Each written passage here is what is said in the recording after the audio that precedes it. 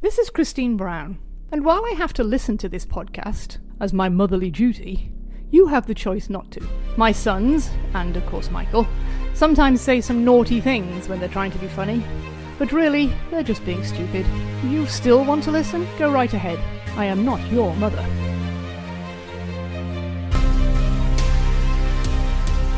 Welcome back, as I'm sure you've all been listening all the way through to the Patriots Dynasty podcast. This week is 2001 Week 9 with the Buffalo Bills coming to Foxborough Stadium, not Gillette Stadium. Although there are gratuitous shots of Gillette Stadium in the background. CMGI. So, yes, thank you. CMGI field, as we've already talked about. What were they? They were the Ask Jeeves of the early 2000s. Isn't that what we discovered? Something like that? Yes, sir. Something like that, yeah. So just for some context, why we might sound a little dour this week, we are recording this the week after the ending of the 2019 Patriots season. The ending of the Dynasty.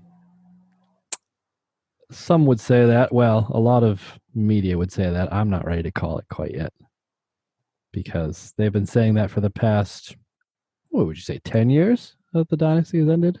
It's over. I like that a playoff appearance after 3 Super Bowls is the end.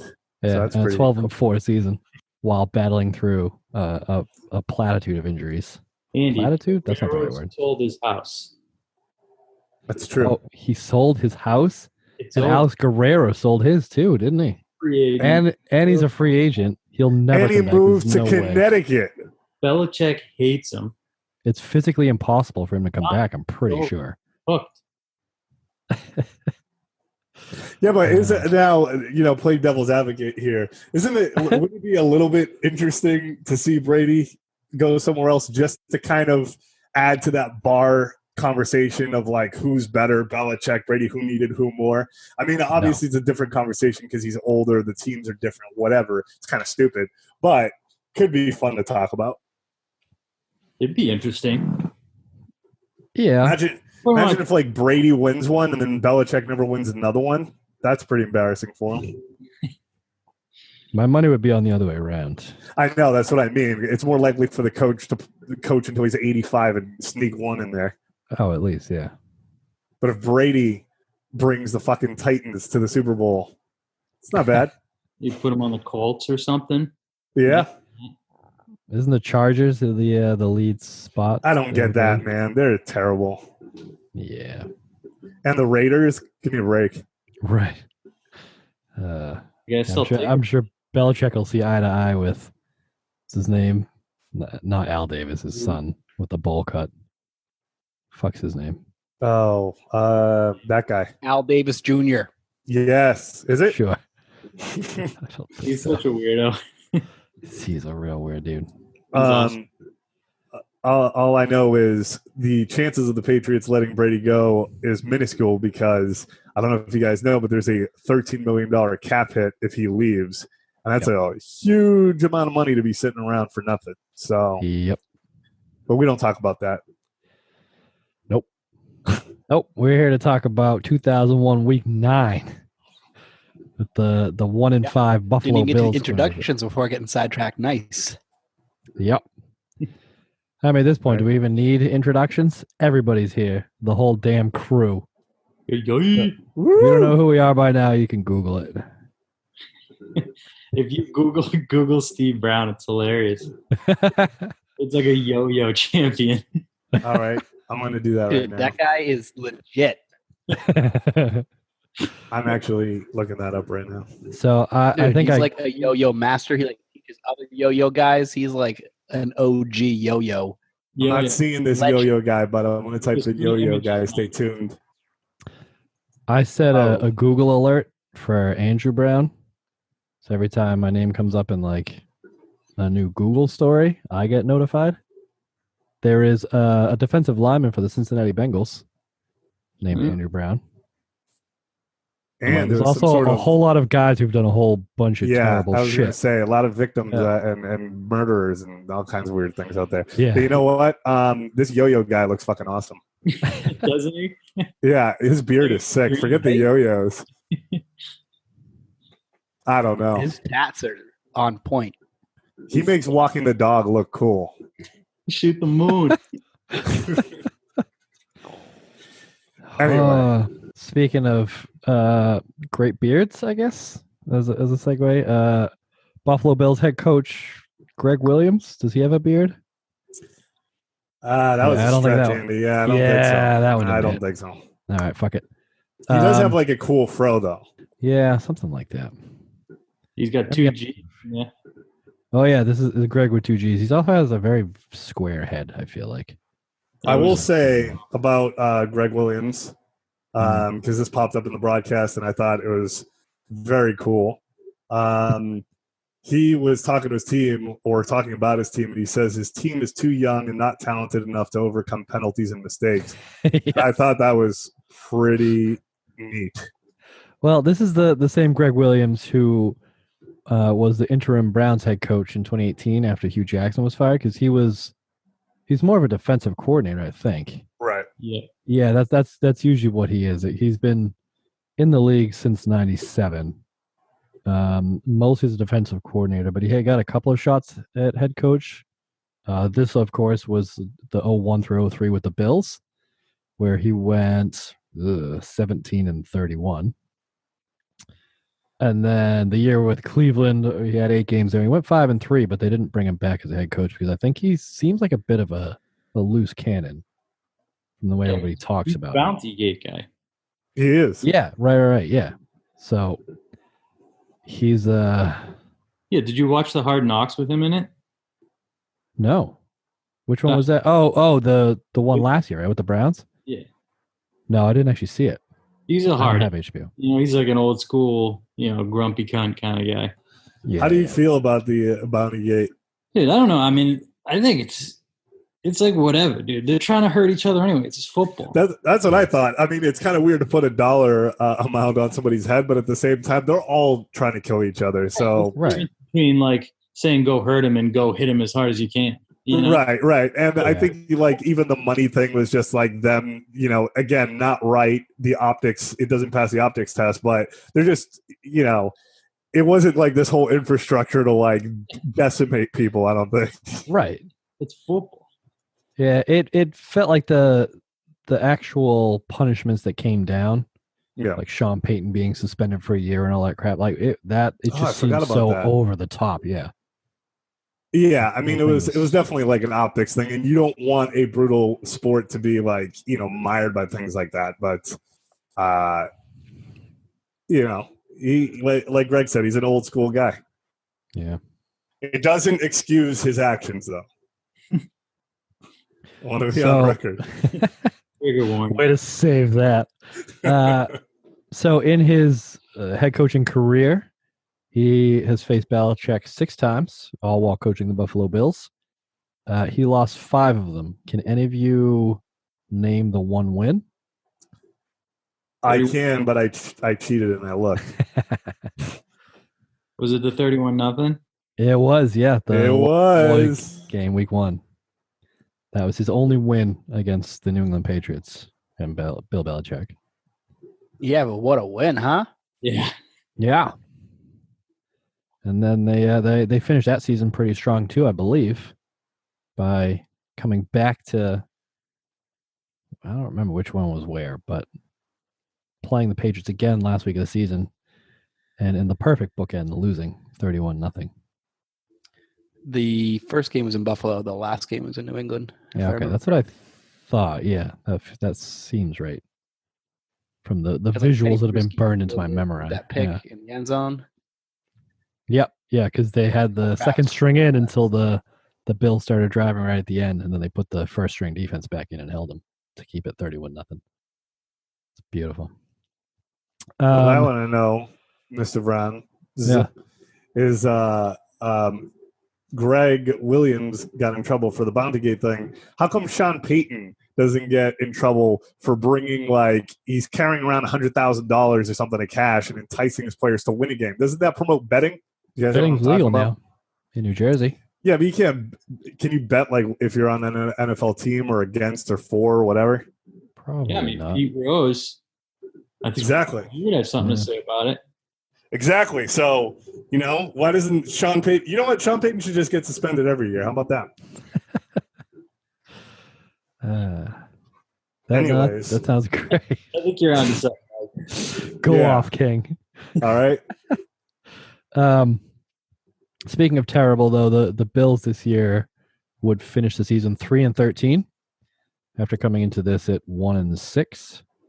That would qualify for 5th in the AFC East out of 5 teams back when that was still a thing. They wouldn't actually win more than 1 game in a row this season. They had losing streaks of 4, which to start the season, and then another 6 after winning coming out of their bye.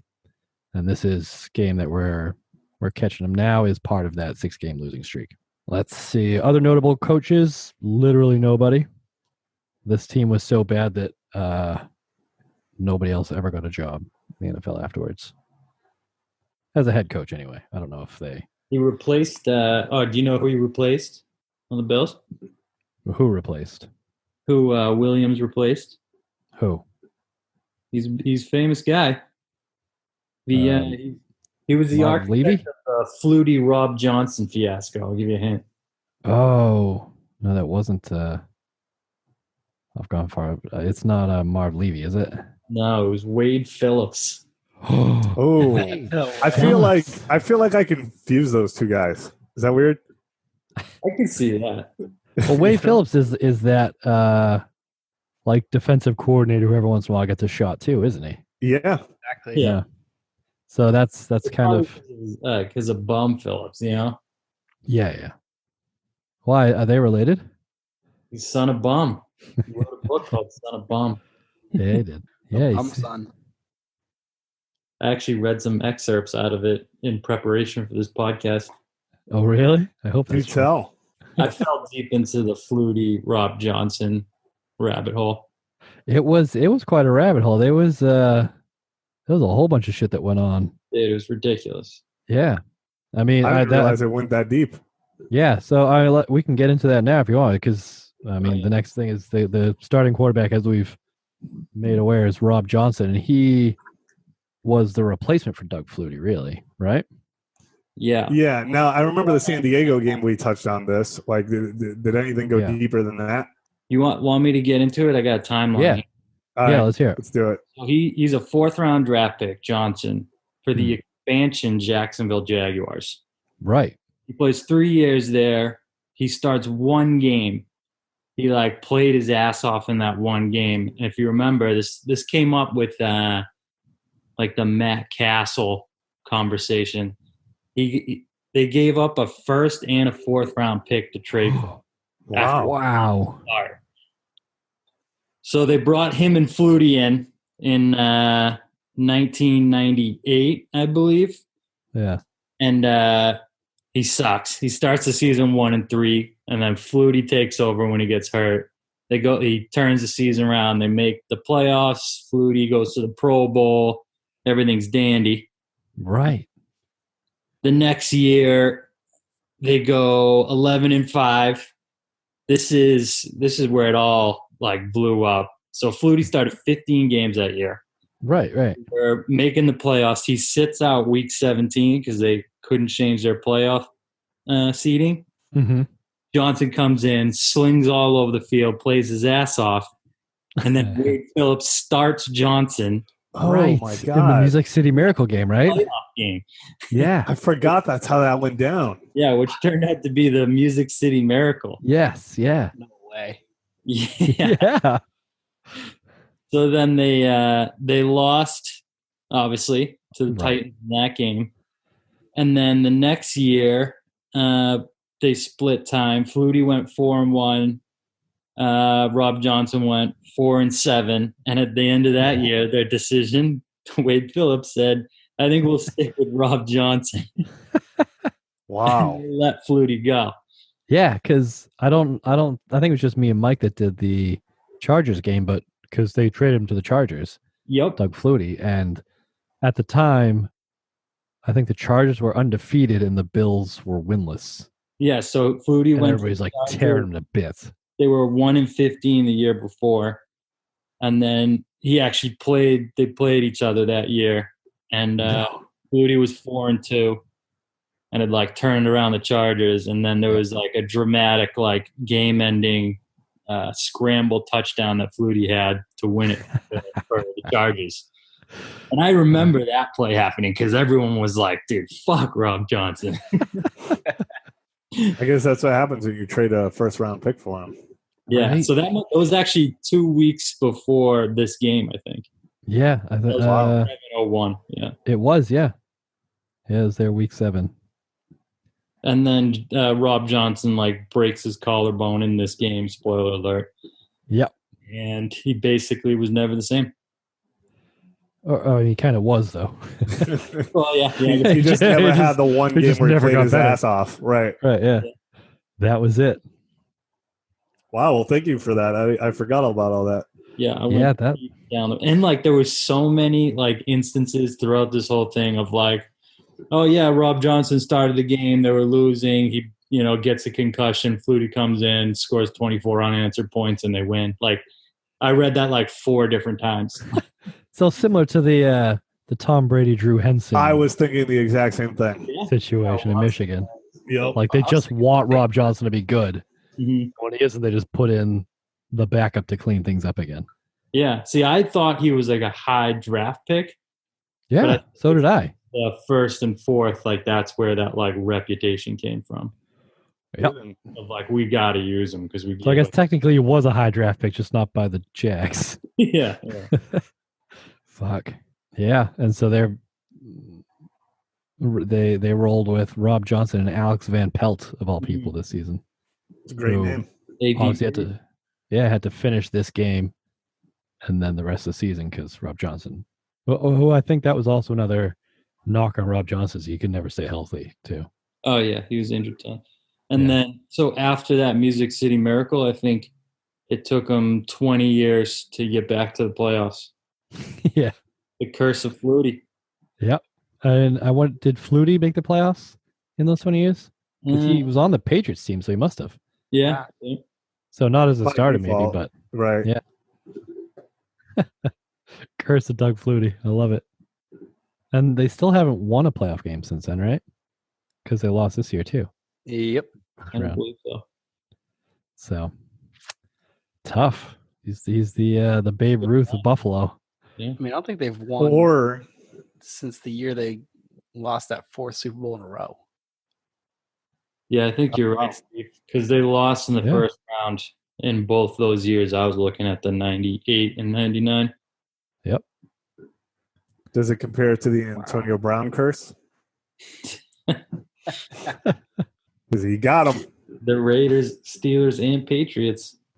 And he included Buffalo in that as well. Yeah. Why? I don't know. He was proud of, every team being out in the same week. So we got to sign that man immediately. We should at least bring him on the podcast. I think he'd be down. Dude, we could watch his music video. Yeah, we could hype it for him. I I like watched it, it man. already. I think once was enough. Whole lot of money. No, that wasn't. Money. I don't know. That's not auto-tuned enough. By any means. I'll auto-tune it in post. Thank you. I appreciate that. I hope you do. Good. I think I will. So actually, the last Buffalo playoff win was the year after they lost their last Super Bowl. They won in the wild card against the Dolphins before losing to the Steelers in the divisional round. 1995, baby. Poor Fact checker. It's been a couple of years. Hey, there All are right. other teams that are worse off, so they should be happy. Yeah. Sure. Barely, but yes. I know. What are we going to do with ourselves until next year? Speaking of dynasties, the Bills wide receivers, Eric Moulds and Peerless Price. Talk about Great a name, by the dynastic way. duo. Both of them, really. Eric Moulds. Love Peerless, though. I mean, what a great name. Yeah, Yeah. that's great. I think if we're going with great names, starting running back Travis Henry was always my favorite because I remember playing him in Madden and calling him Big Hen and my college roommate at the time, I used Travis Henry to such great Travis Henry and Drew Bledsoe to such great effect that he couldn't beat me, and Man, that guy he stopped sucked at speaking Madden. to me. I know. Drew Bledsoe and Travis Henry. I don't know, man. Yep. Did anyone else go into the Travis Henry rabbit hole? I didn't know that There there was a one. rabbit hole. No, it either. Oh, is there? Oh boy, let's hear it though. I mean, the last was so good. Travis Henry has he has some seed. We'll say that. Oh, is he a Dave Meggett style? Oh yeah. Oh no. And Antonio Cromartie. Like He's on the Cromartie. GOAT. He's the all-time best athlete for illegitimate children. Oh, Really? no. More than Cromartie. Yep, standard bearer. So Cromartie has 12 kids with 8 women, Wow. Wow. 11 with 10. Wow. He was paying, so in 09, Oh God. he got brought to court for child support, and they said that he was paying $170,000 a year in child support. Oh my God! Did he have that much money? Well, no. So he also That's why he was in court. so this is all before he was 30. He had all Wow. this. Yeah. So he ended up getting some jail time, I believe, for getting arrested for a multi-kilogram cocaine transaction. Oops. Well, I mean, he was trying to do what he could to help out his kids. I would Well, imagine. no. So then the plot thickens. They asked him about money for like the child support, and they asked where it all went, and he said, "Oh, I spent it on my 3 cars and $250,000 in jewelry." Oh my God. Well, I mean, think about it though. The kid's not going to give a return on investment until they're at least 40. Exactly. So, I mean, why not zip around in a cool ass car? The 3 of them. Selling cocaine. Yeah. I think I saw that in Antonio Brown's video. Some guy in the background. Yeah, it was Travis Henry. Holy shit. I feel like I heard a quote from him when they like asked him about it, and he's like, "There's nothing to do in Buffalo except fuck." That's really great. Wasn't that LaShawn McCoy? It might have been Willis McGahee. One of them. Oh my God. Yeah. Oh boy. They've had some quality running backs come out of Buffalo. I wrote down some of the Plus other beast names. mode. OJ Simpson, Yeah. Thurman Thomas. What were you gonna say, G? I said I wrote. There's like a lot of the people that have a ton of kids are like really famous too, like names you'd know. All right, let's hear him. Down. So I'll give you some stats here. Cromartie 12 with 8, Muhammad Ali 9 with 5, Wow. Sean Kemp from the Supersonics 7 with 6, Evander Holyfield 11 with 6, Wow. Vlad Guerrero 8 with 5. One of them, talk about return on investment, is like in the MLB. Yeah, Vladdy See? Jr. That's 1 out of 30 ain't bad. Yeah. And of my favorite, the God-fearing man himself, Ray Lewis, 6 with 4. Wait a minute. You're No leaving kidding. You're leaving out Benjamin Watson, who has like 9 kids with 1. So let's give that man a round of applause. Dude, I was going to put Phil Rivers in there. I forgot to. I was gonna say, yeah, Oh, Phil yeah, Rivers. yeah. He's got like 11, right? Something stupid. Yeah. Yep. He's got himself a whole football team. Man. For Good Muhammad, for them. had noted, float like a butterfly, come like a horse. Oh, I know what clip we're using to promote this podcast. That's got to be a shirt. It's gonna be Mike's 9/11 one, right? We could make that a shirt, Greg, but I don't know anybody who would wear that in public. Yeah.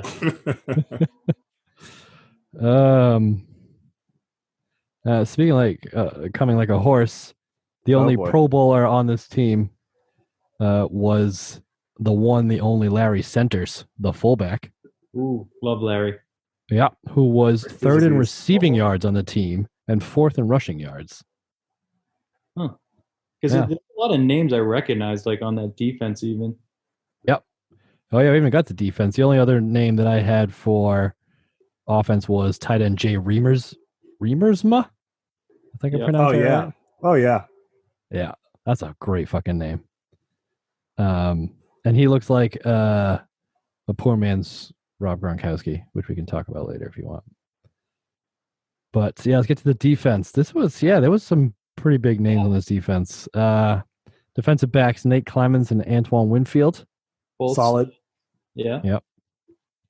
Linebackers, I didn't really recognize any of these names. Brandon Spoon, which is another great name, who had 2 pick sixes on the year, which for a linebacker I feel like is a lot. The rookie too. Yeah.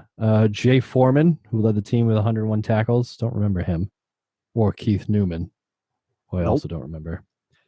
Defensive line, though, you'll know both of these names, I'm sure. If you're a Pats fan. Aaron Schobel. Yep. Who had this is his rookie year. He had 2 sacks of Brady on the day. Would actually finish with, we talked about this before, I don't remember when. He is the person with the most sacks of Tom Brady. Yeah. In Brady's career. Yep. And he's got like 14. But Aaron Schobel, that's a great little trivia for you. Aaron Schobel. Where was Jason Taylor on that list? I want to say he was like second or third. I think it was second, yeah. I just felt like he sacked Brady a shitload. Yeah. And then I remember because we did, I think that was the Dolphins game that we did, the first one. Yep. That Greg actually watched, but talked about 2 weeks later. It happens sometimes. Fiddler on the roof. Remember the Bills Pats in 2004? I have in my hand a game day program from that game. Nice. Oh, sweet. Well, we'll get there in probably 5.5 years, so hang on to that. Well, I've had it since 2004, so no worries. Yeah. Wait a minute, Andy. Did we go to a Brady Bledsoe game? Was it us in Buffalo? Yes, that's right. I came up to visit. We'll have to talk about that when that pops up. Yeah. That'll be good. Yep. Speaking of fat bastards, the last name on defense was Pat Williams. That guy was legit. Yeah. That wasn't Pot Roast, was it? That was a different Williams that was called Pot Roast. Who is he? That was a guy in the Broncos. Yeah. Oh, I thought his name was Williams too, though, wasn't it? What about Keith the Tractor Trailer? I don't think he was on this team at this point. I think weren't they just left? They're like, oh, he lost his buddy. Yes, yeah. Who was he? Him. Yeah, he's like, oh, his buddy Antoine Smith's like, no, it's the big fat guy on defense that he used to play right next to, Ted Washington. Oh, I remember Teddy. Yeah. What were your thoughts on the commentators, Andy? Do you want to get to that now? I mean, we can, because I gotta look, guys. I try not to bring this up because I feel stupid in that I don't know so much. But Brent Jones started Football or Not Football, and every time this guy pops up, I can't escape it. I have to write 3 or 4 things because he confuses the hell out of me. I mean, yeah, we can get into it if you guys want to help me out on this. But again, I feel dumb bringing this up, but this guy just brings it out of me, I think. I mean, we can dive right in if you want, even though we haven't talked about the game at all yet. Well, I mean, this could help the listeners in understanding the game a little bit better as we unravel it. All right. I mean, may as well. We're talking about comedy. Let's do it. All right. Yeah, Brent Jones. Gus Johnson's all right. He toes the line, but Brent Jones is something else. And so the first one would be, sometimes that ball is slippery when you get that pump going. And I'm like, he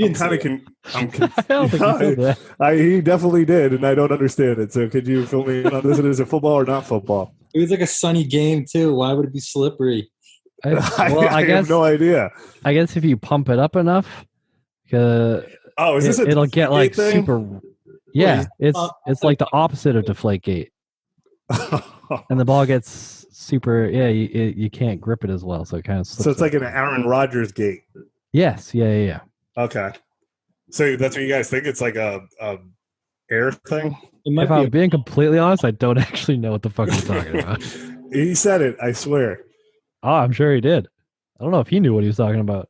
All right, so if anybody out there is still listening to this, you can fill us in on what that means. That'd be ideal. Next one is Tom Brady able to step up into the pocket and put some juice on it. Is that football or not football?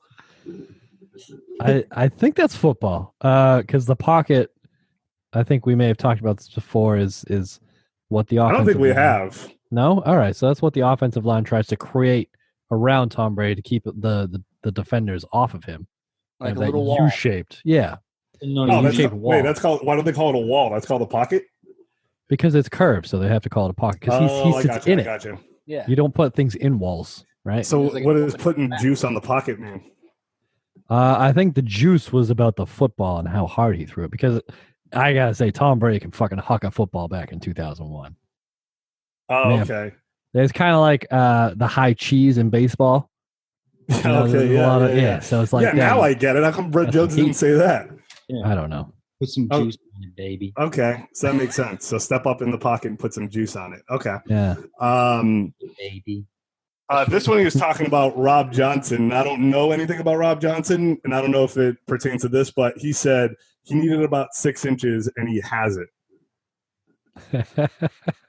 Is that football or not football? I don't know anything about him.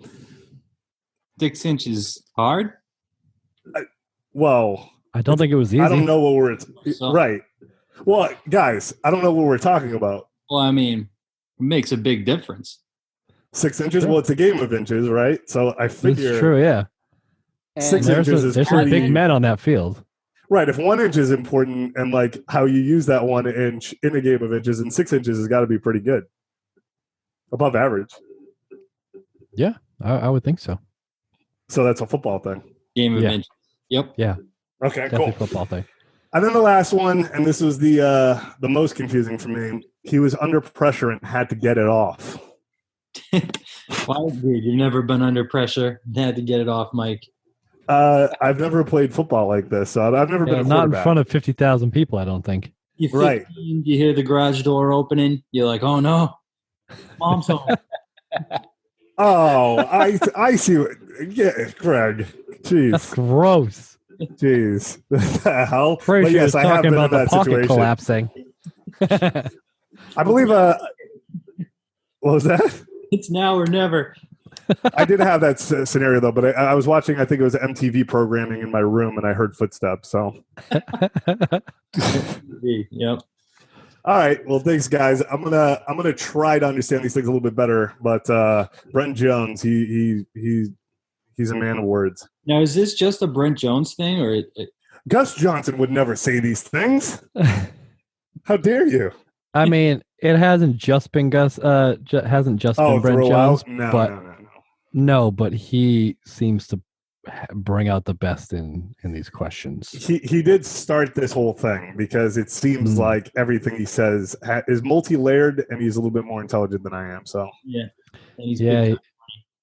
yeah. He also got super excited when they were showing CMGI Stadium. I And missed that. he was like, you know what my favorite part of that stadium is? Canadian blue steel. Oh, right. Yeah. So I'm guessing Brent Jones is Canadian. Stat check. I Is got that it. legal? You got it, Greg? Yeah, I got it. Yeah. How come Gus Johnson doesn't say anything like this? He's from Santa Clara, California. Oh. maybe a stock in Canadian steel. Hey, Yeah, he was Can born we- Can in- we write Brent Jones an email about this? Because, maybe we should. I wonder if we can have Brent Jones on. dude, let's do it. And I'm going to try to understand everything that he says when he's on the podcast, because I might have to go back, listen to it, and decipher it and ask you guys. Ooh. He has some possible political aspirations. Well, He shouldn't do that. not with well, this this stuff. may have been back in 2010. I see. Interesting. There's a lot of tape on what this man has said, and I don't know Hey, he was a tight end, Mike. What does that make you think? that he played a position on offense. Okay. You get confused easily, so I don't know. Oh yeah, no. Oh, that's Question. fair. That's Yeah. fair. I'm not gonna go against that. Yeah, sometimes we gotta dumb it down for you. Yeah, that's Right. Yeah. No. All right. Well, Gronkowski. speaking of tight ends, I don't think the Patriots have any. Because do they? then? I haven't There's seen him complete a pass Jermaine with tight Wiggins. ends. Wiggins is on the team. Yeah, that's right. Wiggins had one catch because I remember it because he tried to juke a guy and he jumped and got his feet caught and landed square on his face and had to come off immediately. Oh, that's right. It was one of those hits where the whole when he hit the ground, everybody in the crowd went, "Oh," and you're wondering if he was going to get up because he's not an agile fella. That one. Wasn't there a Rutledge? Wasn't he on the team? I think that may have been 2000. Okay. I want to say. Well then, yeah, Wiggins. Yep. Yeah, he didn't do enough for me to put any notes in. The only tight end in this game that got notes from me was Jay Remersma, 6'5", 252. Whoa. Big fucker. Doesn't wear gloves. He was definitely a hard-o. And he was also the holder on the Buffalo Bills field goal attempts. I don't know if any of you caught that. So fuck yeah. That's pretty awesome. Yeah. What are your thoughts on the tight end progression for the Patriots? Because it went through an interesting, it was nothing. Yeah. And then they went to that 2 tight ends with Hernandez and Gronk. And now it looks like they're coming back out with the no tight end theory again. Well, Belichick's always consistently drafted tight ends. He just he didn't have any success until He just Hernandez, Gronkowski. Yeah, because he drafted Watson, he drafted Daniel Graham, Fourier. He's been drafting tight ends for his whole career. Wait, I thought Fourier was a trade. No, I may have been. But yeah, he likes to accumulate them. Sorry, I confused him with Wiggins for whatever reason. That was such a weapon when they had Hernandez and Gronk together. Oh God, yeah. That's the one time when I remember thinking there's nothing people can do to stop this. You can't because they can do whatever they want. Revolutionizing the league. Well, that hasn't really been replicated since. So you'd think that somebody would give it a shot, but I think finding no pun somebody intended. in that tight end position is hard to do. Sorry. Got our own Brent Jones up in here. Yeah. But yeah, no, that was pretty great. I mean, Gronkowski is his own thing, right? So yeah. I mean, that was what it was. I don't know, man. I think that the game's changing too. We're now in the game, I think there's 3 dominant tight ends. They're all super fast, agile, and then you don't really hear about it with anybody else. And with teams like Baltimore, they got a whole different system. So yeah, I don't know. I mean, obviously the Chiefs have a good one. Bengals, off and on, but you don't really hear about it too much anymore for some reason. Yeah, the Ravens are kind of doing it this year, where they're tight ends have more catches than their wide receivers. Oh, really? Yeah. I didn't know that. Yeah, and they're rotating 3 of them in there. Yeah. I think I mean, the NFL is all cyclical anyway, so it's a matter of time. You're actually starting to see the resurgence of fullbacks come back too, with the 49ers as well as the Ravens and things like that. Yeah, it'd be just a personnel thing too, right? Yeah. But I think that all those sorts of positions are now being asked to do more. So you have to have a fullback who can catch now. Although I suppose if you're looking at 2001, you've got Mark Edwards, who is at least through the first 3 or 4 weeks was the weapon that they kept going to. Yeah. What about Sam Gash? You remember him? Mm. Yeah, he was kind of a one-trick pony though. He was. Yeah, but I thought he was good for a pass here and there. Yeah, but so was Brian Cox. So I mean, true. What did the guy on the Patriots say? I see motherfuckers and I hit him or something. I run through a motherfucker. Yeah. Offense, defense, or special teams. Too bad he couldn't run for 1 yard. Hey. I know. Sorry. Speaking of two-way players, when they hear it.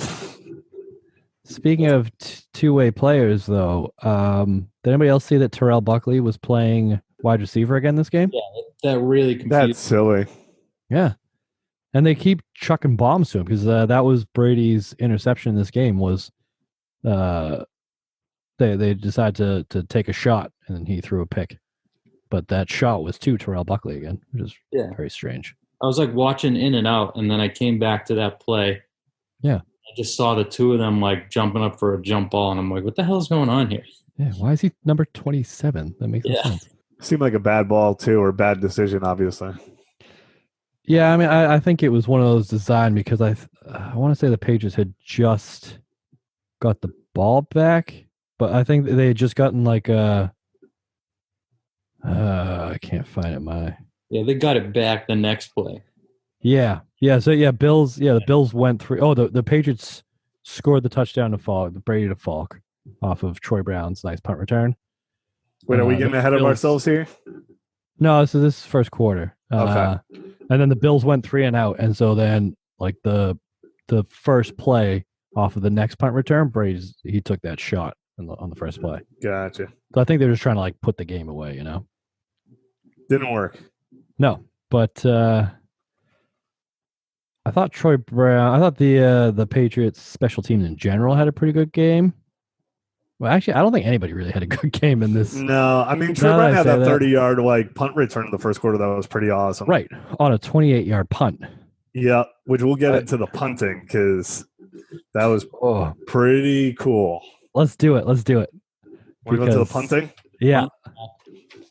Brian Moorman. Give it to me. Give me some Brian Moorman.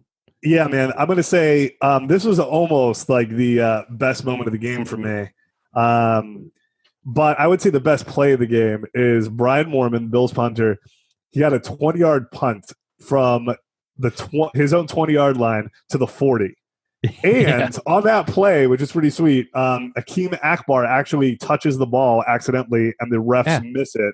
So the Patriots should have lost that ball, and they caught a break. So that play in general was amazing. A 20-yard punt. Didn't make it to like midfield. Yeah, that bounced backwards. Like it hit the 45 and bounced backwards to the 40. Yep, and it was that would be topped by another punt from Brian Moorman from the 50-yard line and made it to the 35. That's a 15-yard punt. Oh boy. It was pretty awesome. He averaged his yards per punt on the day. He averaged 27.2 yards per punt. Averaged. That is amazing. I didn't see him. What was wrong with him? Most of the punts were into the wind. Like it was a super windy game, and so it seemed like all of his punts were towards the open end of the stadium, and like they were all really, really bad. Because the first one he did a line drive one, and it went 28 yards, and Troy Brown returned it for 32 or something like that. So he didn't try that again, but he kicked them straight up, and they just hung. Oh, Brian. Yeah. Poor guy. Not great. 5 punts, 136 yards, average 27.2. That's what happens in 1-6 seasons, Yeah, I mean, punting into the wind, as they say. Yeah.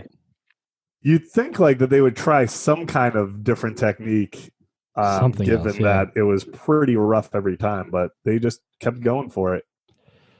Yeah, it wasn't great. But I mean, the kicking game in general was awful. They showed some stat about Adam Vinatieri kicking against the Bills and how bad he is. Yeah. Yeah, like he was like a 70 or 80% kicker normally, but in this game, against the Bills, he was like 50-something% field goal percentage, which is kind of strange. Oh, yeah, here it is. Vinatieri is 43 for 54 for 79.6%, so almost 80% on field goal attempts. Which I thought he was like a lot better at this point than that, but yeah. It says his 1 week has been the Bills, against whom he's managed only 58.3% field goal percentage. And he missed another one in this game. He missed 2. He missed both of his field goals. So 0 for 2 on field goals, hit all 3 of his extra points. So I think you just blame the wind in general. It looked like a couple of deep balls hung too, and did some weird shit. So this was one of those old Foxborough games where the wind actually mattered, as opposed to you hear it now where they say it matters, but you never really see it actually take effect. You're absolutely right, though, that like most everyone had a crap game. I'm looking at Brady's numbers, and he was 15 for 21, which isn't bad, for 107 yards. He had a touchdown, interception. Kevin Falk was the leading receiver with 29 yards. Yeah. And he did good. Yeah, the run game was solid. Yeah, 20 for 100, 2 touchdowns. That's what you want. It's good. it is, but I think that was also skewed by the run at the end. The big, what was it, 40-something yard run That's with 2 true. minutes Yeah. left. But he was Yeah. running some tough yards too, though. Like he was breaking tackles. Oh yeah. You know. Well, because that's the thing. Let's talk about Antoine Smith too, because he was a former Buffalo Bill, and in '98 he'd actually run for 1,100 yards and 8 touchdowns, and then they got a new, I think, offensive coordinator, head coach, or something like that, a whole new system, and basically they said, like the commentators were saying that the new, yeah, he ran for the new coach, just basically didn't like him, so just stopped playing him. So then he ran for 600 yards, and then in '99, then 300 yards in 2000. Who was Rob Johnson blowing in that front office? Like, yeah, and we got Antoine Smith, both studs. Yeah. Is that a football question or not football question, Greg? I'm confused. A little bit of both. Yeah. But yeah, I mean, Antoine Smith spent it like the entire week before and all the post game saying about how this wasn't like a revenge game. He's not angry at anybody because the people that gave up on him weren't even there anymore, like coach wise and stuff. But he still was running like he was pissed off. Like I think this is the hardest I've seen him run so far this season. He's still got, like, clearly got a ton left in the tank too. I mean, obviously, Oh yeah, I can say we know that now, but why would you give up on a guy like that? the same reason you give up on a guy like Doug Flutie. Yeah, yeah. They I kinda mean, got themselves into this hole. and imagine like you're taking over a team, you kind of want you to put your stamp on it. Like I know a lot of guys want to distance themselves from like anybody that the GM put in place beforehand. So it's probably a situation where he just wanted his own guys and to prove a point, whatever. Yeah, that's a good point. Yeah, I'd agree with that. It's bullshit, though. You know, Yeah, That's what's It wrong is. I with mean, them. yeah. You know, And like, you gotta play to the talent that you have. I mean, look at what they've done with the Ravens this year. It's like Right. mm-hmm. you have a running quarterback that can do things like that. Build the system around him. Right. Yeah. Too much ego. Yeah. And I mean, he had like decent numbers, like even riding the bench. Like they weren't horrible. So, I mean, to your point, they probably should have trusted him with the football a little bit more. We should be coaches. I think so. I'm in line for the Belichick position whenever he wants to give that up. Well, But you're a positional coach type of guy, Mike. You know. well, I don't know. I mean, I'm willing to give it a shot, but I'm not freaking waiting around 20 more years to accept the job. Believe me. You strike me as a punter's coach. Yeah. Oh man, dude, Joe Judge, special teams guy, head coach of the Giants. See, so there is an avenue there, guys. Mike, how are you going to be a coach when you don't even know what's football and not? That's damn it, you're right. Speaking of not knowing their football, I thought, like we were talking about everybody not having a great game, Brady's play at the end was... But we're talking about the end already? Because, man, I mean, there's just like a lot of shit football every quarter. I don't know if you've noticed, but we are all over the fucking place this week. So, yeah, I'm going to jump to the end and we can jump back later. Don't worry about it. All right, fair enough. Fair enough. Because I wanted to point out Brady's kind of very un-Brady-like rookie mistake at the end there. Pat's up by 2 scores, and they're running the ball with relative ease. And for some reason, the Pats start calling like play-action passes when they have no reason to. And so Brady fakes play action, rolls to his right, and there's a defender like in his face. So he tries to like, I want to say he was trying to juke, but if you've seen Tom Brady run, you can kind of imagine what that looks like. And so he doesn't, and the defensive end just kind of slaps the ball out of his hand and then kicks it 20 yards backwards. And the Bills end up recovering it and scoring a touchdown like 2 plays later to make the game uncomfortably close. Yeah, let's say it was a learning experience for Brady this game because it was pretty awful throughout. But I don't know if it's entirely his fault because there was, I think, 6 sacks on him by the time the fourth quarter started. Yep. So, and I think by half he was sacked like 4 or 5 times. So I don't think he's been pressured like that this season. Yeah, he was other than the Miami Dolphins game, which also had that almost exact play where Brady fumbled the snap, and then the right guard did a beautiful back heel to kick it back 20 yards that the Dolphins recovered for a touchdown. But yeah, he was sacked 7 times in this game. 7, man, and he fumbled twice. He had the pick. Yeah, and the Bills decisions. The Bills quarterbacks were sacked 5 times, so this was not an offensive display by any stretch of the imagination. Well, right, and lead the league every year in sack to drop back ratio, I guess. Who did? Rob Johnson. Yeah, I can see it. I don't know the Brady's decisions at the end, though. Like you were saying, I wouldn't say that this game was a blowout because they were up by what was it, like 14 whatever. It was like less than 2 touchdowns. 14-3. 14-3, and then after that play, Peerless Price got the touchdown, so it's 14-11 after a 2-point conversion. So. Yeah, that one decision made it a close game, even though it shouldn't have been. To your point, they could have just run the timeout, and I don't know why they were getting all cute and fancy. But yeah, that's what I was wondering. Is like, I mean, you're still on a rookie quarterback who's been sacked 7 times. Well, probably 6 times. I suppose that probably counted as a sack, the fumble. Why are you having him roll out on a bootleg? Right. And the Bills, they went for an onside kick and almost got it. It was recovered by our very own Mike Vrabel. Yes. Sore spot right there. But, they almost got the onside kick. So if they got it, this would have been potentially a different game.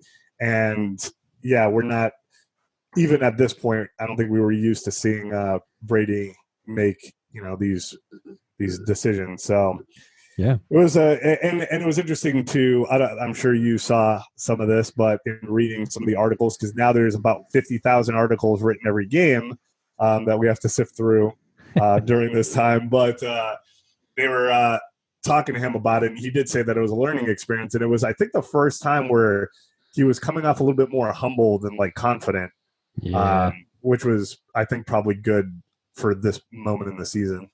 Yeah, the quote that I wrote down was. You'd like to play great this is Tom Brady talking. You'd like to play great every week, but I'm finding out that's not always the case in this league. Yeah, so that was a little different than what we've heard before. Yeah. Oh, yeah. And then in that same article was the quote, yesterday certainly was an education in adversity for the second-year novice. He learned he could overcome a rash of misadventures. He completed 15 of 21 passes, but they traveled only 107 yards. His longest connection was a 38-yard to Antoine Winfield of Buffalo. Yep, that's pretty rough.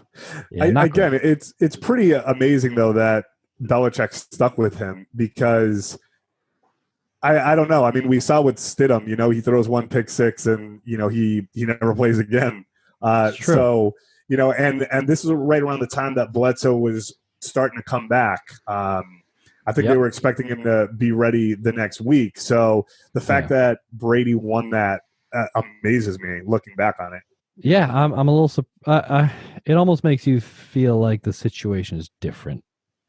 I mean, I don't know if things would have been different if, say, Jimmy Garoppolo had stayed healthy for those first 4 games a few years ago. Mm-hmm. And if he had won all 4 of those games, if you would have seen something similar. But you think so? I don't know.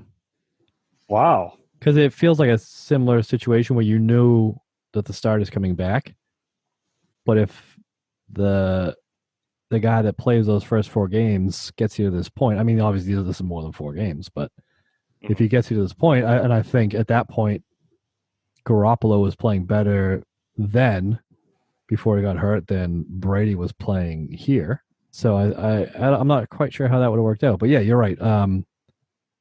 Bledsoe. It was announced that he was cleared by the medical staff to play the following week here against the Rams coming up. So I'm assuming that's going to be the whole next week of articles. Who do you start? Coming off a terrible year, Yeah, that's true. I mean, and it wasn't Wasn't that Belichick's terrible, guy. though? I mean, he had a lot of picks as usual. I mean, it's Yeah, all but wins, you know. I think the whole thing was that like the only thing that team had offensively was Drew Bledsoe, and he dragged them to 5-11. Yeah, but you got to Right. I mean, Belichick though, he's a decision-making, guy, right? So Yeah. I mean, Brady makes sound decisions for the most part. Great game manager at this point. Didn't make a lot of mistakes, but I mean, obviously, he references Brady now as iconic in Boston and for the Patriots. Well, Bledsoe was pretty iconic as well at the time. Oh yeah. So I don't know if it was the easiest decision. I mean, again, it obviously helps because it was Parcells' guy, not his own. Right. But yeah, to your point, I mean, I wonder what would have happened with the Garoppolo thing. I mean, obviously, luckily, it happened the way that it happened. They made another 3 Super Bowls, but that's a good point. I don't know how it would have played out if Brissett didn't jump in there. All right. So, anybody else have anything they want to touch on in this game? Other than that, it was absolute crap. Yeah, it was a bit of a slog to get through. Well, good thing I didn't watch it then. Way to break the fourth wall, Steve. I know. Thanks a All lot. right. In that case, best and worst. Steve, did you go first. Wait. Did you end up watching the highlights at least? No, nothing. Not even. Didn't. All even right. know. Good for you. Okay. So you know what? I actually found highlights because, well, I assume Greg wouldn't watch the game, so he proved me wrong. So thanks, Greg. I watched the first half. There you go. But the highlights I found were actually NFL primetime highlights. Yeah, I watched those too. Yeah, Just in case. I love those. Dude, I will say one of the on top of the bad play, obviously, there were so many flags on the Bills and Patriots. Oh, It was almost painful to sit through.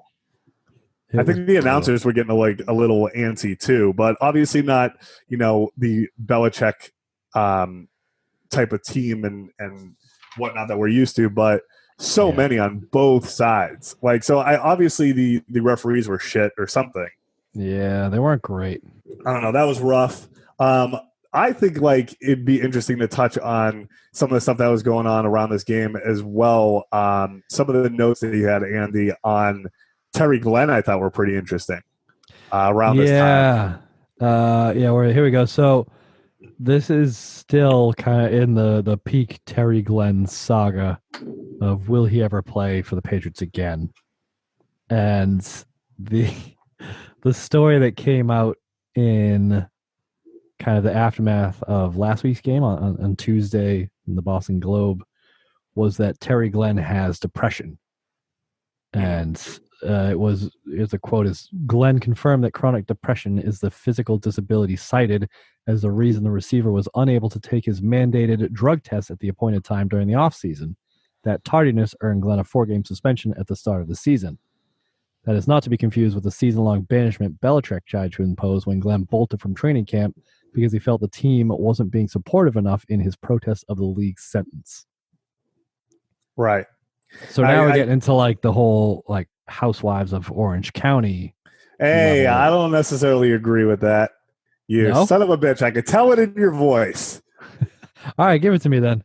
Give me your side of this. Well, I don't know. It's tough because I feel like for them to be talking about depression, that was almost ahead of its time because I didn't really hear this kind of stuff being talked about. It was sort of taboo back then. And for us to hear this, I mean, obviously he's putting it out there at the time, but for us to hear this without social media, there's definitely a stigma attached to it. Now, does he advance that, lessening of the stigma? I don't know because I don't know if he was using it to justify his, his actions and to provide an excuse or if he was actually dealing with this. But we do know that he had, substance issues. We see a little bit of that with Josh Gordon. And, he hasn't necessarily described depression, but I know that it can, there's a lot of things that go into, addiction, depression, anxiety, and we're finding out a little bit more about that now. Even guys like Antonio Brown, where we're not quite sure what's going on. He seems like he's just kind of showboaty. Like there could be something a little bit deeper, a little bit of depression. Who knows? But we do know that with Terry Glenn, it manifested in substance abuse. So maybe the way that he went about doing it wasn't the right way, but I feel like the infrastructure wasn't in place for sure back then to help a guy who's dealing with like problems. And like, maybe I'm off base, and maybe he was sort of like using that as a crutch or like a reason to get, because there was also a dispute where the Patriots had paid him, I think, $11 million, and they were withholding $8 million of a signing bonus because of all this. Mm-hmm. And, that was sort of his reasoning for trying to combat that. So again, is it the Antonio Brown thing where it's like, hey, I'm going to blame everybody else, or I'm going to put my blames on this or that, and I want my money back? Or is it that he was actually dealing with that, and it just seems like an excuse because we didn't really like hear that kind of stuff back then? Right, and I think that's a criticism. It's not that whether or not he has chronic depression or anything like that, which, I mean, looking back on it now and kind of the tragic way that he ended, it's probably pretty obvious that, he had at least something, whether it was chronic depression or something even more than that. Right. I think it's pretty obvious that there was something going on with him. But the criticism was that this came out however many months after the fact. And now why is this coming out all of a sudden when there's this like protracted legal battle? Right. Like at the time, like why didn't it come out at the time? And I think like the reason for my comment about like, Housewives of Orange County was just the whole reason why of Glenn like basically leaving training camp because the team wasn't being supportive enough of him, sort of thing. Right. I mean, and obviously I'm giving you shit, but to your point, it's just tough to assess that situation, especially without knowing what was going on, without social media. So it's just what we know based on what Terry Glenn told us and the timing of it. I gotta go, guys. All right. Is that it? Is he just going to say that and leave? Yep. Thanks, Steve. All right. See you later. Who do we have left? Is Greg still here? No, he left too. Just me and you. Awesome. Way to go, guys. Way to, figured. Well, we knew Greg was leaving, so. Right. Way to let them viewers know. But anyways, to wrap that up, I mean. Oh, I don't have to go. Not to say I do have to go. Fuck out of here. Bye. Did he? Where? There's a chat here. Chat, yep. He's got to say bye to the viewers, man. I know. At least I'm saying bye to him, and then I interrupted you twice, which is also benefit for the viewers. Yeah, I'm cutting this whole thing out. We're just gonna play it off like you were. No. This is leave it in there, man. Let it be messy. We'll see. Quality content. Let it be messy. I am leaving now. I gotta go. But all right, man. Steve. Good chatting. Night. Later. I think you should leave that all in there because this is life, and whoever's listening at this point, yes, it is. And speaking on that, the messiness of the Terry Glenn situation. Yeah. So to your point, it did seem like he did some things, like he missed some drug tests for whatever reason at the time, and then months later he said that it was because of that. Now it doesn't mean that he's not dealing with that. Maybe he is using that to justify it later as a legal way. But I just thought it was interesting because I didn't really remember this going on. Maybe I was a little bit too young to understand. But I think it is an interesting thing because a lot of the articles that you had put up that I was looking over, it was like about they were interviewing doctors and trying to figure out from psychiatrists if how this manifests itself, and people didn't really know how to deal with the mental health aspect of athletics back then. I don't think we're at the point where we know how to handle that now. No, but I mean, this was before CTE was even a thought, could have been a possibility. But I think you're right, and even in the articles, all the even the explanations from these doctors felt really almost simplistic and kind of Yes, I surface agree. level. Yep. So you could almost tell that there hadn't really been a lot of emphasis on that side of things.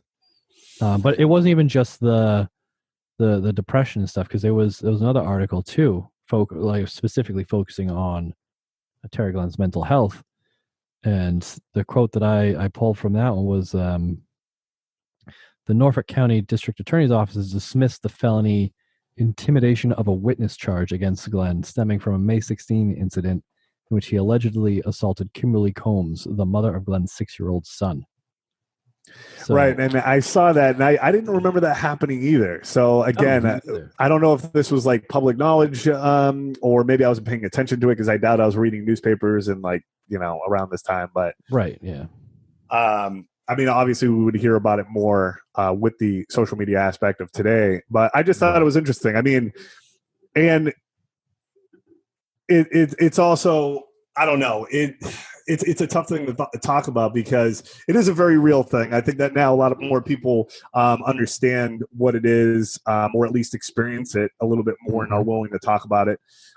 Is it fair that Terry Glenn was using it the way that he did? Again, probably not, because it doesn't necessarily advance the study and understanding of depression and anxiety and all these things that, I think is very much in play today. But it was very interesting to hear that. And obviously, if you're dealing with depression, anxiety, you're trying to get help, that also doesn't excuse behavior like what he was accused of. And, it doesn't help that situation either in getting that discussion going. But I do think it's interesting, because nowadays, and I think social media has a lot to do with it, but we see a lot of athletes dealing with this, and just people in their everyday life. And now we're just starting to talk about those things and try to figure out as a society how to deal with it. But right. Can you imagine like 20 years ago dealing with it? If he in fact was, I don't know. Yeah, I mean, he was definitely dealing with something, whatever it is or turned out to be. Right. It feels like, shades of even like an Aaron Hernandez, or like you're talking about Antonio Brown. Like there's just things going on. Like this does feel very similar. Like the more that we get into it, it feels very similar to an Antonio Brown situation. Right. Which, hopefully the ending is a little bit different, because I'm not seeing anything substance wise with him at the moment, but there is a lot of the legal stuff up in the air. And, hopefully, I mean, he said he's talking to a therapist. I don't know if Terry Glenn was at the time. But then again, I don't know if this is interesting for anybody who's listening or not, but I'm fascinated by this stuff, because also, if you're a football player, let's say you're Terry Glenn, and Parcells was already on him a little bit for being soft and this and that. That's not necessarily the environment that promotes you to share your feelings, or at least explain that things don't feel right. And I don't know. It must have been tough. And like you said, for Aaron Hernandez, there's a documentary that's coming out. I don't know what it's about. I mean, by the time this is released, it will have been out. But based on what I've read on him, I mean, he lived a sort of life that, as a football player and as a tough guy, but then he had other feelings as well. And it's if you don't have an outlet for that, then it's got to be extremely tough. Again, it doesn't excuse his behavior or how he acted, dealing with certain situations, but it's got to be tough. Yeah, no, and I think the fact that it's becoming more talked about these days is probably heading in the right direction, opposed to just like what it was then, and people just trying to deal with it on their own. Right. So as much as we give Terry Glenn shit and talk about how much of a circus this is, I think there's definitely some deep veins of some sad shit that runs through all of this. Sure. And if I'm being honest, I don't actually remember how this ends, the whole Terry Glenn thing, because I don't remember him ever playing again. But me neither, man. I remember. I mean, he obviously went to the Cowboys with the Bledsoe and Parcells reunion, but it's not like he played any of these playoff games or Super Bowls that I remember, because I remember those games pretty vividly. and he wasn't a part of them. So I don't know what happens with Terry Glenn this year. So I think we'll probably stumble across that together as we go here.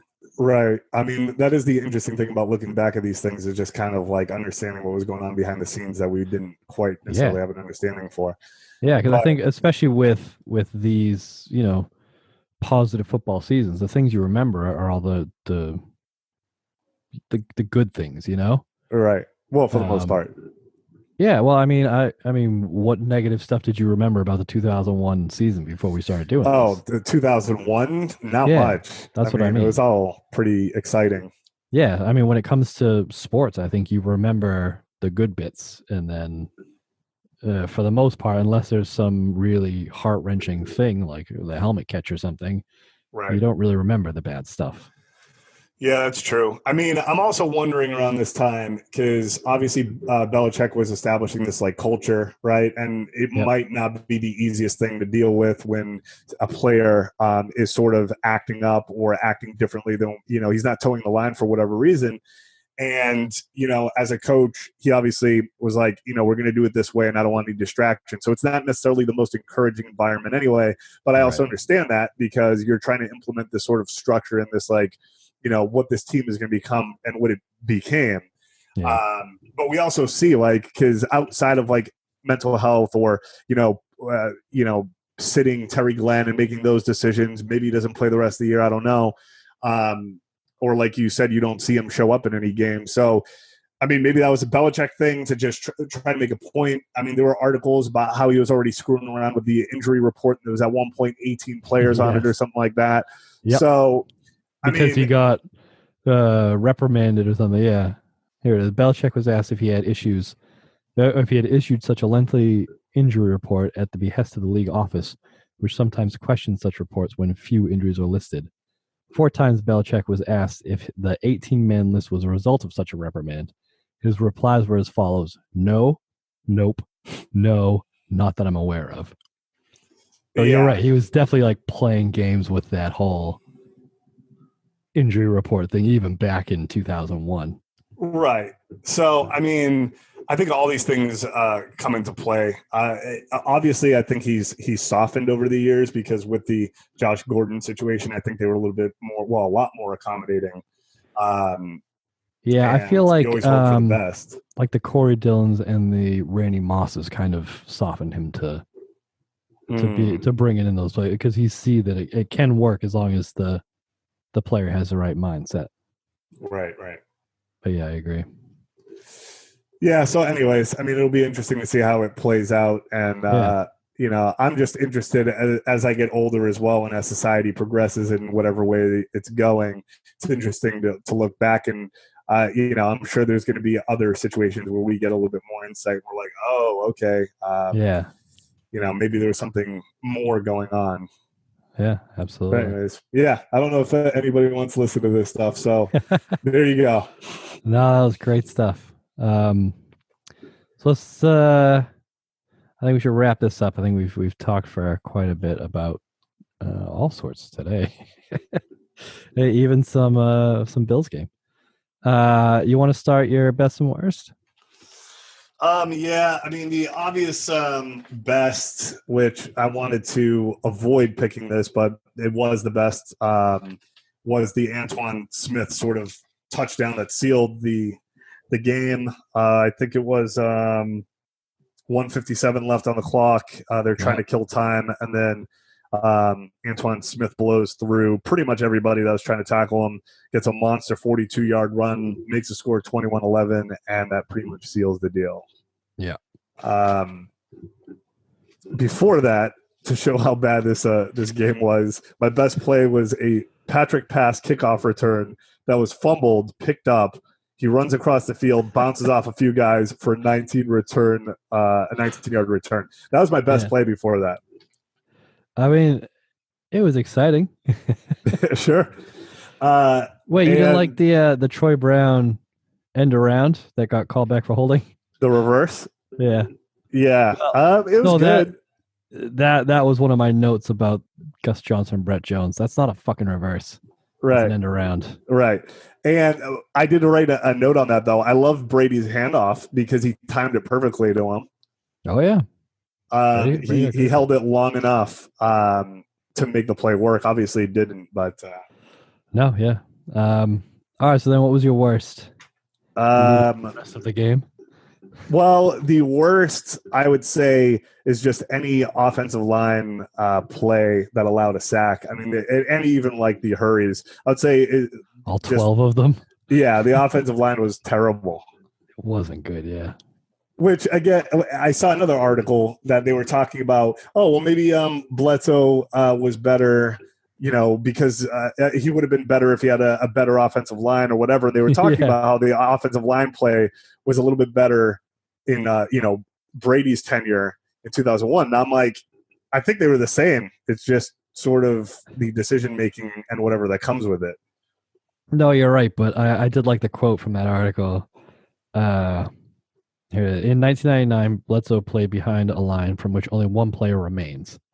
When I say that, I don't mean still remains in New England. I mean still remains in pro football. All right. Well, that's a major point right there. But yeah, so not great. So I mean, I don't think this is head and shoulders better than the 1999, but it was 99 was this is what I'm talking about when I'm talking about Drew Bledsoe like dragging this team to victories. That's what he was dealing with. Right. And I will say that I also wanted to touch on this game was so bad. I wanted to get the other guys on here and see what they thought. But when they put up, so they put up like all kinds of posts. Like there's the NFL.com one.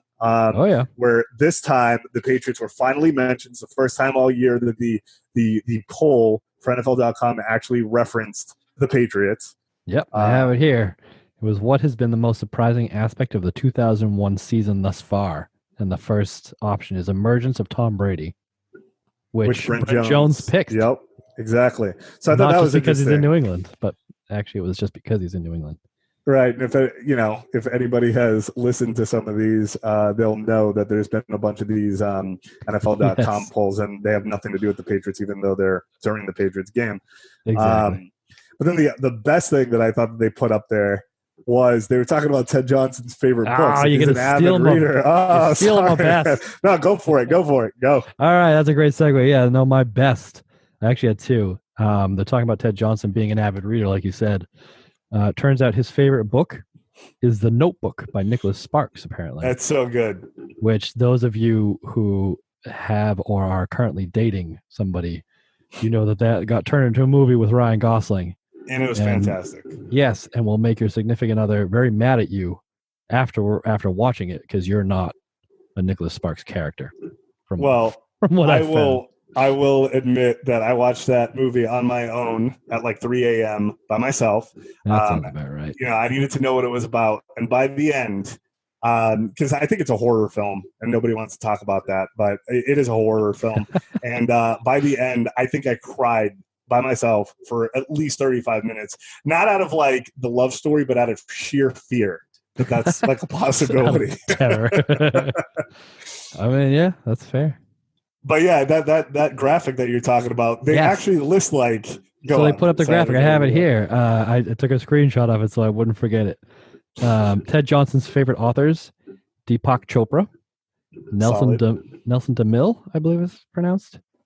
John Grisham, which great. Robert Ludlum, of course. M. Scott Peck, who I don't actually know, and then the aforementioned Nicholas Sparks. That is so funny though that they avid reader. For especially for a run stopping linebacker who, from the picture they showed next to these names of authors, his neck is actually wider than his head. Oh, He's that shaped man. I remember that about him. Yeah, and just not something you would expect. And I actually had another favorite. And this is just a small thing, but the Patriots ran a direct snap to Kevin Falk on like 3rd and 12. Did you see that play? I don't remember that one. Yeah, it was halfway through like the second or third quarter, and they didn't convert it or anything, so it didn't really work. But I think it got like 8 yards. But on the direct snap to Falk, Tom Brady's play fake was amazing. He literally acted like he caught the ball and like was doing his whole drop back and like looking across the field. Oh, yeah. Now I remember the announcers were talking about that too. Yeah, it was amazing. It was so like rookie Tom Brady, like making sure everything is exactly how it should be. It was Are you fantastic. calling him a hardo? Oh yeah, I've been calling him a hard all day. Well, all season, I guess. I didn't know that. I know. JJ Watt is a hardo. So. Oh yeah, no. Rookie Tom Brady is a super hardo. Amazing. And then my worst. There was a lot to pick from. I think. We'll go back to the kicking game. Kicker in this game was Jake Arians. He would not last the entire season with the Buffalo Bills. They would eventually replace him with Patriot legend Shane Graham. But they mentioned in his first field goal attempt, I think it was in the second quarter.